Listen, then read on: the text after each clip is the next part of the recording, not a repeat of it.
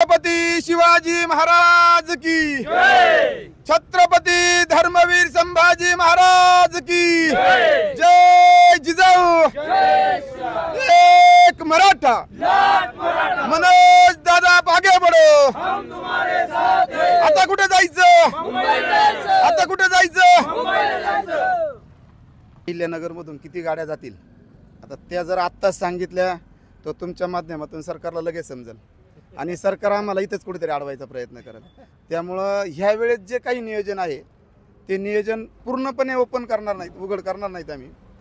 पण या पाठीमागच्या आंदोलनात ज्यावेळेस आम्ही मुंबईला 2 आंदोलनं केलेले आहेत त्या आंदोलनात ज्या ज्या उणीव भासल्यात, ज्या अडचणी भासल्यात का ज्याच्यामुळं आम्हाला मागं यावं लागलं किंवा आमच्या चुका काय झाल्यात त्या सर्व दुरुस्त करून ह्या वेळेस पूर्णपणे गुलाल घेण्याच्या तयारीने आम्ही निघलेलो आहेत।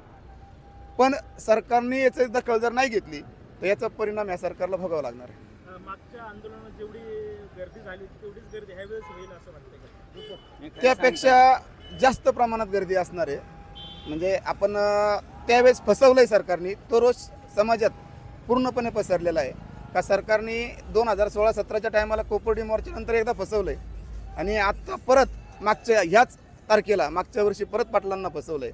म्हणजे यांना फक्त फसवीचेच कारण माहिती आहेत। त्यामुळं समाज पूर्ण यांच्यावर रोष ठेवू नये आणि त्या रोषाचं आज रूपांतर हे सुप्त लाटेत आहे त्यापेक्षाही डबल संख्येने जवळपास समाज तिथं असणार आहे। आणि आता मराठाच नाही तर इतर बांधवही ह्या मराठा समाजाला सपोर्ट करायला सगळे निघालेले आहेत। सरकारकडून जागोजागी अडवणूक केली जाते मराठा बांधवांचे आंदोलन करू नये किंवा हायकोर्टाने आझाद मैदानाची परवानगी नाकारली आहे। याच्याकडे कसं पाहत आहे?